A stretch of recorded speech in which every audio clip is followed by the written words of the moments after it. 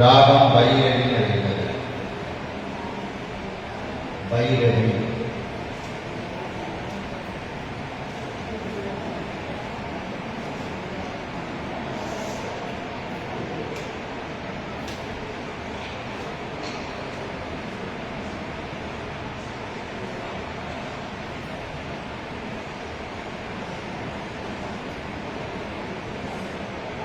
தாழம் ஆதி எடுப்பு கல்வி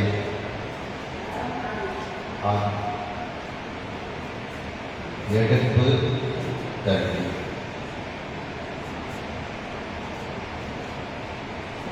காதலாகி கசிந்து போர் பாட வேண்டும்.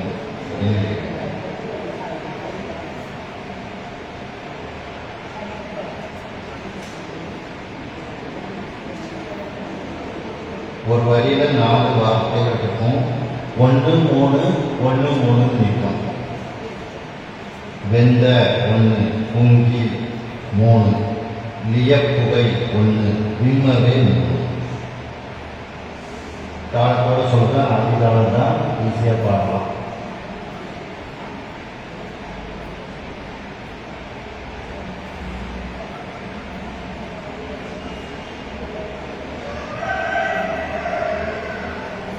கழிப்பாலை ஊருக்கு போயிருக்கீங்களா?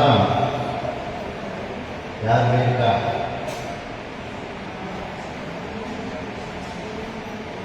திருக்கழிப்பாலை ஊருக்கு யார் போயிருக்கீங்களா?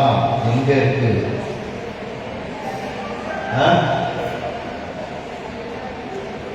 எங்க இருக்கு? எது பக்கம் இருக்கு? சிதம்பரம் போயிருக்கீங்களா? சிதம்பரத்துக்கு பக்கத்தில் சிதம்பரத்துலேருந்து 2 கிலோமீட்டர் தான். ஒரு ஆட்டோ எடுத்து போனீங்கன்னா திருவேட்களம், திருக்கழிப்பாதை, திருச்சிவபுரி இந்த 3 பாடப்பட்ட ஸ்தலங்கள் போயிட்டு வரலாம். 2 கிலோமீட்டர் 2 கிலோமீட்டர் 2 கிலோமீட்டர். சிதம்பரத்துலேருந்து ரொம்ப பக்கம். ஆட்டோக்காரர்கிட்ட சொன்னீங்கன்னா இந்த 3 பார்க்கணும் சொல்லி சொன்னீங்கன்னா சாயந்தரம் இந்த ஆளை போயிட்டு வந்தோம்னா ஒரு 2 மணி நேரத்தில் பார்த்துட்டு வந்துடலாம். 3 கோயில்: திருவேட்களம், திருக்கழிப்பாதை, திருச்சிவபுரி.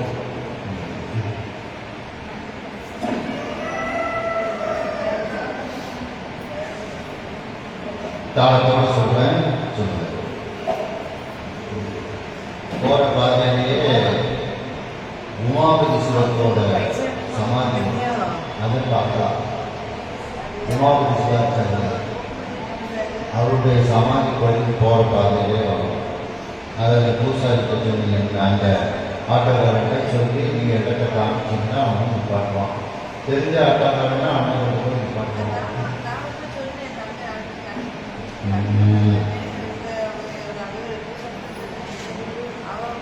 இது இந்த பக்கம் இந்த 3 கோயிலும் பார்க்கலாம். கோயிலுக்கு கிழக்கு பகுதியில் இந்த 3 பார்க்கலாம்.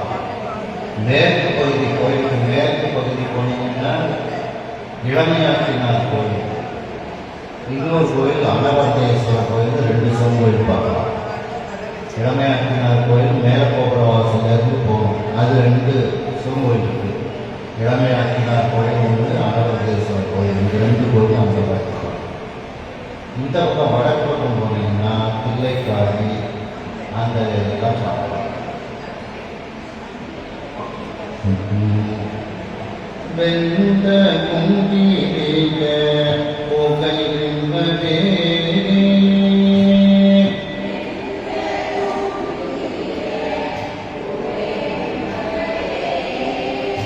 கந்தனின் தொடரும் கழிப்பாலையா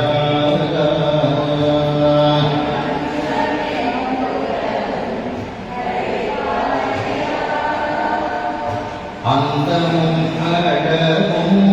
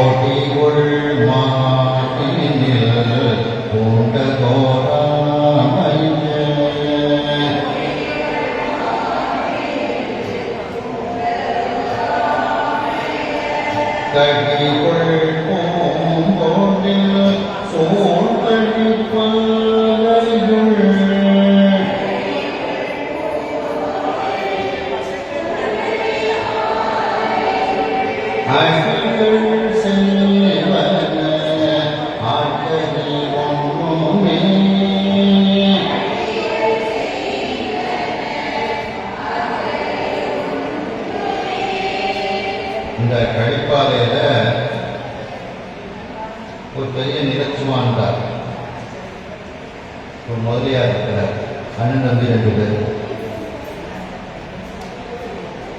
அப்போ 2 பேருமே பங்குதாரர்களில் சரிக்கு சரி பங்கு கொள்வாங்க. திடீர்னு நிகழ்ச்சுவாங்க. அண்ணனுக்கு பிள்ளை கிடையாது, தம்பிக்கு குழந்தைகள்லாம் உண்டு. ரொம்ப எளிமையாக இருப்பார் இந்த அண்ணன். நல்ல சிவபக்தியில் போடும்போது ராத்திரி சிதம்பரத்தில் தேவார கோஷ்டி நடக்கும்போது அதில் ஒரு சாதாரண வேட்டியும் கட்டிட்டு ஒரு முன்னாடி போட்டுட்டு அந்த கோஷ்டியை பார்க்கறதுக்கு வருவார். கோஷ்டியை பார்க்க வரும்போது ஒரு நாள் இந்த தேவாரத்துக்கு நான் என்னமா செய்யணும் அப்படின்னு சொல்கிறார். அப்போ நம்ம குரூப்பு தானே நிற்கிறாங்க, பாடுவாங்க. உங்களால் என்ன முடியுமோ செய்யுங்க, இல்லை நான் பெரிய அளவில் ஏதாவது செய்யணும்னு நினைக்கிறேன் அப்படின்னு சொல்லிட்டு மறுநாளே தன்னுடைய சொத்துக்கள் அனைத்தையும் தேவார பாடசாலை அமைக்கிறதுக்கு எழுதி வச்சுருக்கேன். அதை ஒரு ட்ரஸ்ட்டு மாதிரி ஃபார்ம் பண்ணி அவங்களுக்கு 2 பாட்டு பெற்ற கோயில் சொந்தமாக இருக்கும். இன்னைக்கும் அவங்க கோயில்தாங்க. திருக்கடிப்பாவை, திருநெல்வாயி. நெல்வாயில் தான் சிவபுரியும்பாங்க.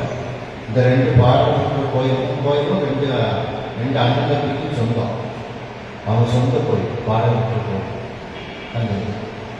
அந்த பாடல் பெற்ற கோயில் அவங்களுக்கு சொந்த கோயிலாக இருந்தாலும் இந்த தன்னோட சொத்துக்களை கூட அவருக்கு ஒரு தேவார பாடசாலை எடுத்து எல்லாத்தையும் எழுதி வச்சுட்டார். ஆனால் அவருக்கு பிள்ளை கிடையாது. அவர் இருக்கிறவருக்கு அந்த நல்லா நடந்துட்டு தம்பி வேலை எல்லாத்தையும் ஒப்படைச்சிட்டாரு. அதுக்கப்புறம் அது ஒரு திசைதான் நடந்து இப்போ கொஞ்சம் ஒன்றுமே இருக்கு. சொத்தெல்லாம் கணக்கெல்லாம் எழுதுறாங்க, ஒன்றும் நடக்கலை. சொத்துக்கள் இருக்கு, வருமானம் இருக்கு, கணக்கு எழுதுறாங்க. பன்னகம் அந்த 2 கோயிலுமே தனியார் ட்ரஸ்டில் இருக்கு, தனியார் கையில் இருக்கு. பன்னகம் வண்டரை போன்றையும்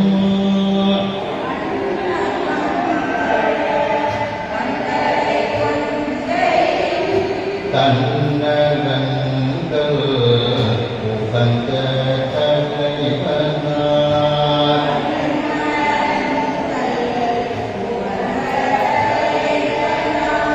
கண்ணலம் கவரும் கழிப்பவையுள்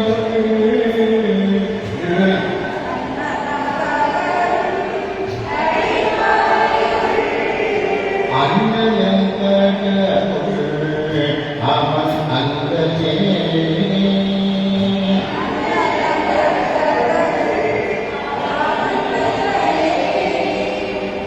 தேவார பாடசாலை வச்சு அதுக்கு வாத்தியாரை போட்டு பிள்ளைகளை பண்ணி நடத்தினாங்க. தர்மபுரம் சுவாமிநாதன் இந்த பாடசாலையில் தங்கியிருந்து சங்கீத பூஷணம் கொடுத்தார். இவங்க பாடசாலையில் தங்கியிருந்து நானும் போய் அந்த பாராயணத்துக்கு போகும்போது ஒரு 2-3 தடவை அவங்க பாடசாலையில் தங்கியிருக்கிறேன். 63 நாயன்மார்கள் பூஜையும் நடக்கும். மத்தியானம் மாகேஸ்வரர் பூஜை நடக்கும். அப்போ எவ்வளவு சொத்துக்கள் இருக்குன்னு எழுதி வச்சிருப்பாங்க. 63 நாயன்மார்கள் பூஜை நடக்கும். இன்னும் அருணகிரிநாதர் தவிர எல்லா பூஜைகளும் டெய்லி நடந்து மத்தியானம் சாப்பாடு. இது போக பாடசாலை அவ்வளவு சொத்து இங்கே எழுதி வச்சுட்டாரு. என்ன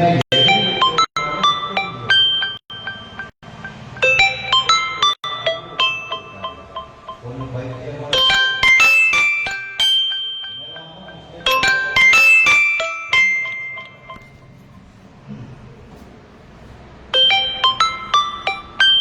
ஏன்